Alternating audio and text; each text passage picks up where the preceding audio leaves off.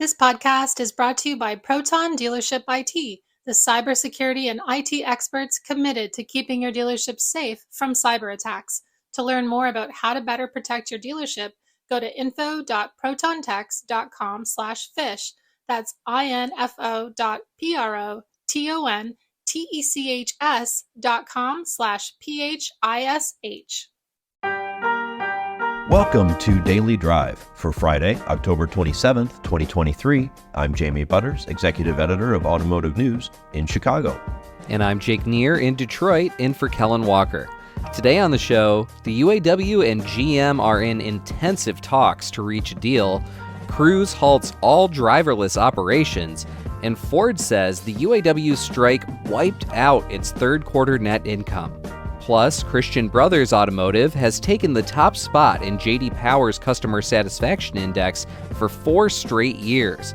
CEO Donnie Carr joins the show to talk about why he thinks the key to good customer service is treating staff members well. If your team has a great experience, if you're loving on them well, if you're pouring into them, then their opportunity to, in return, give that to your guests is going to be that much better. Let's run through all the news you need to know to keep up in the auto industry. The UAW met with General Motors into the early hours Friday morning, and the union submitted a new contract offer to the automaker. That's according to a source familiar with the negotiations who spoke with us at Automotive News. The UAW's latest proposal came after the union reached a tentative agreement with Ford on Wednesday that would raise wages 25% over the next 4 years and reinstate cost of living adjustments. GM and UAW negotiators were reconvening later on Friday after the all-night session with the hope of soon reaching a deal. The UAW also held lengthy talks Thursday with Stellantis. GM CEO Mary Barra and UAW President Shawn Fain took part in the talks on Thursday. Sources said GM and the UAW were very close on economic topics, but some final issues, including the use of temporary workers, were still under discussion. You can find the latest on contract talks at autonews.com. Meanwhile, GM's robotaxi unit Cruise has decided to pause driverless operations across its fleets. Cruise posted the news Thursday on X, formerly known as Twitter. The company said, quote, "This isn't related to any new on-road incidents, and supervised AV operations will continue." Cruise said its priority is taking steps to rebuild public trust. Earlier this week, California's Department of Motor Vehicles suspended Cruise from operating driverless cars in the state. It accused the company of withholding crucial video of an accident involving a pedestrian. Federal regulators with the National Highway Traffic Safety Administration have also opened an investigation into Cruise. Ford says the UAW's 41-day strike cost the automaker $1.3 billion, effectively wiping out its $1.2 billion in third quarter net income. About $100 million of the strike's cost fell in the third quarter. A year earlier, Ford lost $827 million. The strike against Ford ended late Wednesday after it reached a tentative agreement with the union that gives workers 25% raises over the next 4.5 years. During a call with investors on Thursday, Ford CEO Jim Farley called the situation challenging. The strength of our products and revenues and businesses definitely came through in our results. But at the same time, we were negatively impacted by the strike, and our cost and quality remain a drag on our business. Ford says its third quarter adjusted earnings before interest and taxes rose 22% to $2.2 billion. Revenue rose 11% to $44 billion. CFO John Lawler said the automaker canceled production of 80,000 vehicles during the strike. Third quarter earnings results are also giving us a clearer look at the economic impact of the strike on suppliers. Lear said it had lost $170 million in sales from the strike, including $25 million in the third quarter.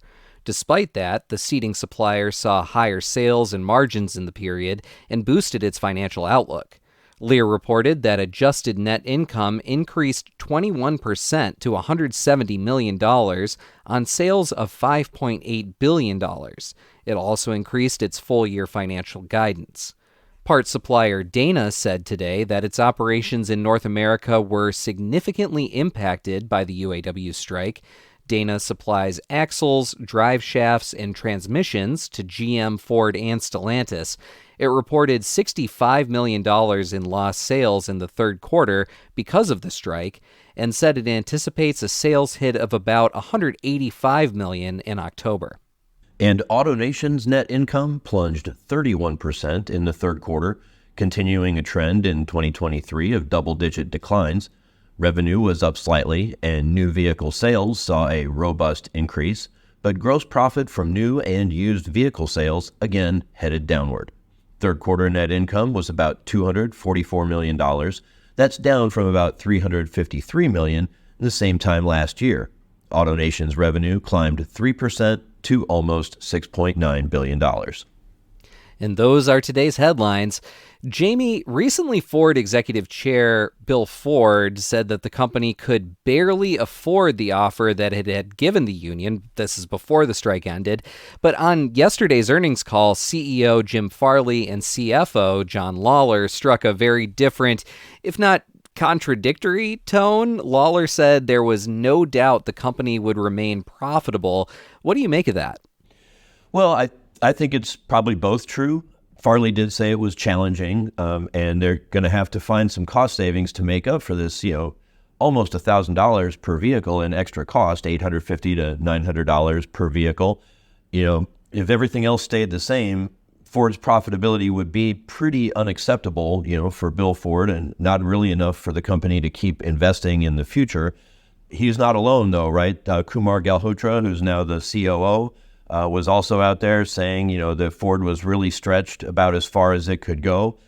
They can remain profitable, but they're going to have to find some savings in order to make up for those costs. I have a feeling this is an angle that we're going to be keeping note of in future earnings results going forward for the foreseeable future, I suppose. Absolutely. Coming up, Christian Brothers CEO Donnie Carr joins the show to talk about how the auto repair chain maintains such high marks for customer service. That's next on Daily Drive.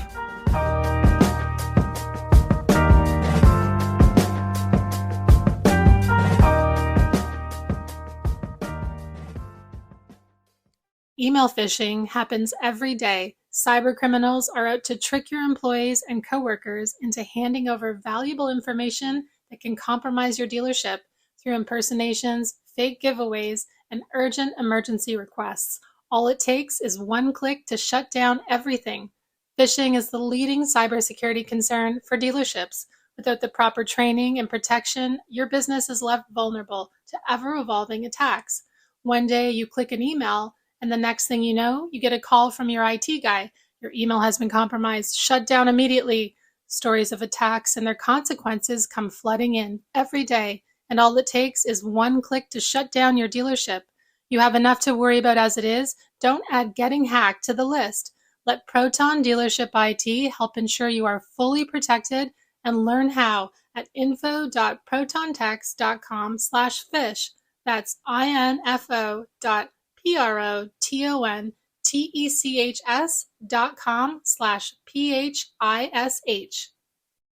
The auto industry's shift to carbon neutrality is here, and it's accelerating. But is it enough? This is a moral imperative, an economic imperative, a moment of peril, but also a moment of extraordinary possibilities. No more hesitancy, no more excuses, no more waiting for the others to move first. There is simply no more time for that. Driving to Zero is a new podcast series from Automotive News that looks at the auto industry's roadmap to carbon neutrality. We take a big picture look at the environmental, political, and social trends pushing the move toward a greener future. And we pull back the curtain on how these decisions are being made at the highest levels. I said, the headline that you need is GM believes in an all-electric future. And I think Dan Ammon and Mary Barra pretty much said the same thing, which is but we don't. Spoiler alert, they came around to that idea. Find out how and much more. I'm Jake Neer. Join me and Automotive News Executive Editor Jamie Butters on Driving to Zero, available now wherever you get your podcasts. Welcome back to Daily Drive. I'm Jamie Butters with Jake Neer. For 4 straight years, Christian Brothers has topped the J.D. Power Aftermarket Service Index Satisfaction Study. The chain of independent repair facilities has 277 locations across 30 states. Company leaders say it lives by the idea of treating customers like neighbors.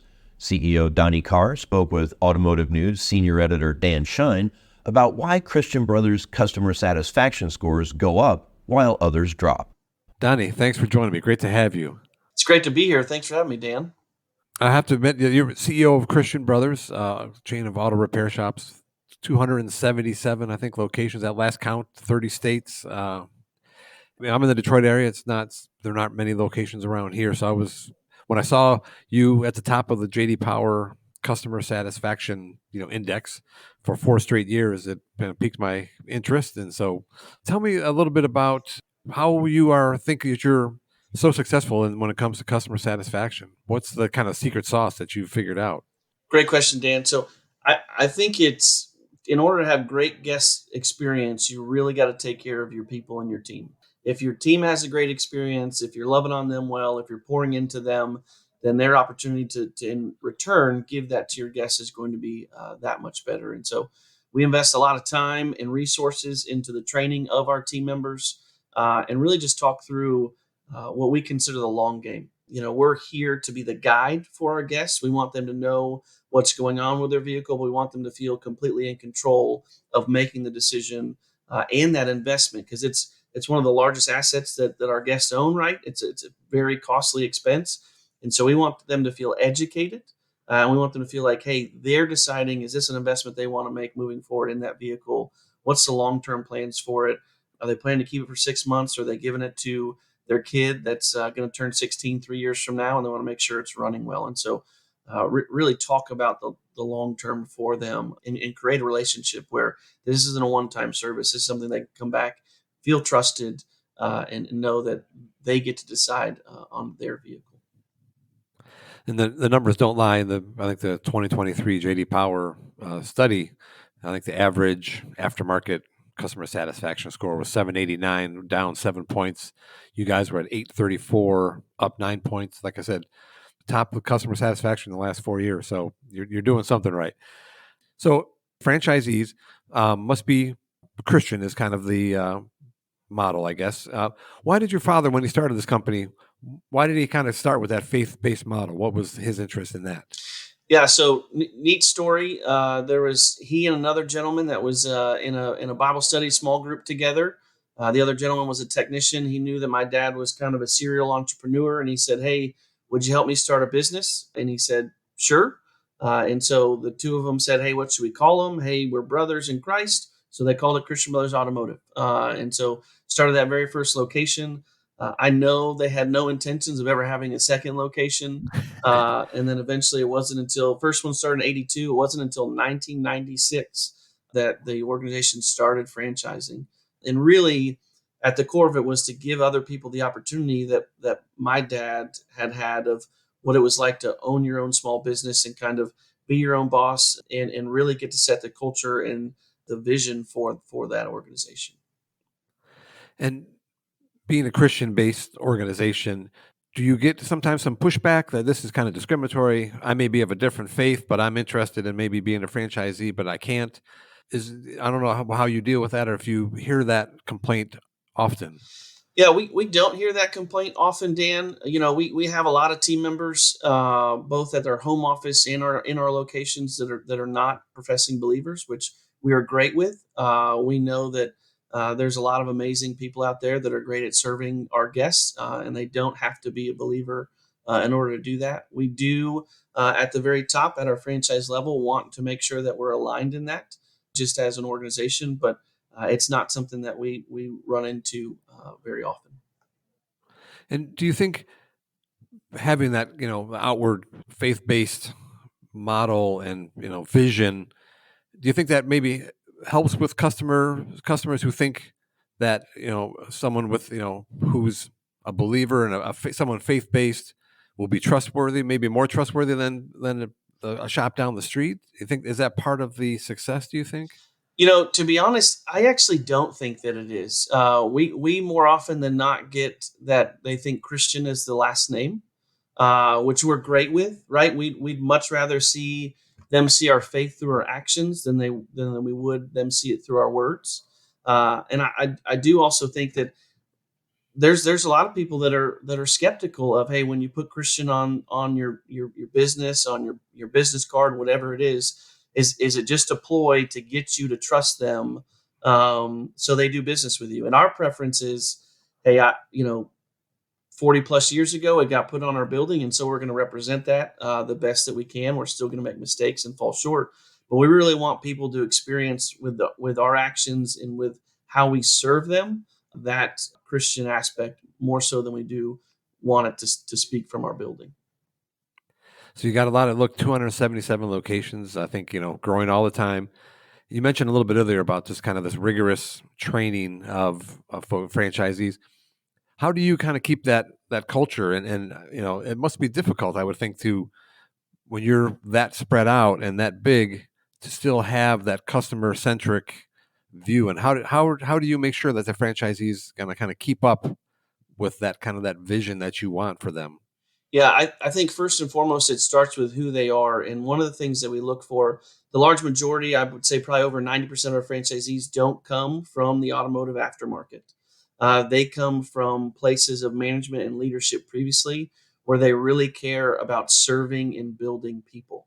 And so that's what we want to make sure. Hey, if you have that desire and that skill and that ability, influence, servant leadership, grit, all of those things, then that's who we want to partner with, because we know you're going to pour into your community and you're going to pour into your people. So that's part of it. And then also, we have a large support staff here at the home office. So for every 1.8 locations we have one person at our home office, which is definitely on the high side in the franchising industry. And so we have a lot of touch points. Not only do we train our franchisees, but we spend a lot of time helping their team members be successful, whether it's with what does the guest experience look like? What is leadership look like? We hold a conference every year for our top service managers and technicians. We had over 450 people in Houston just over a month ago, just talking about what does it look like to do things with excellence.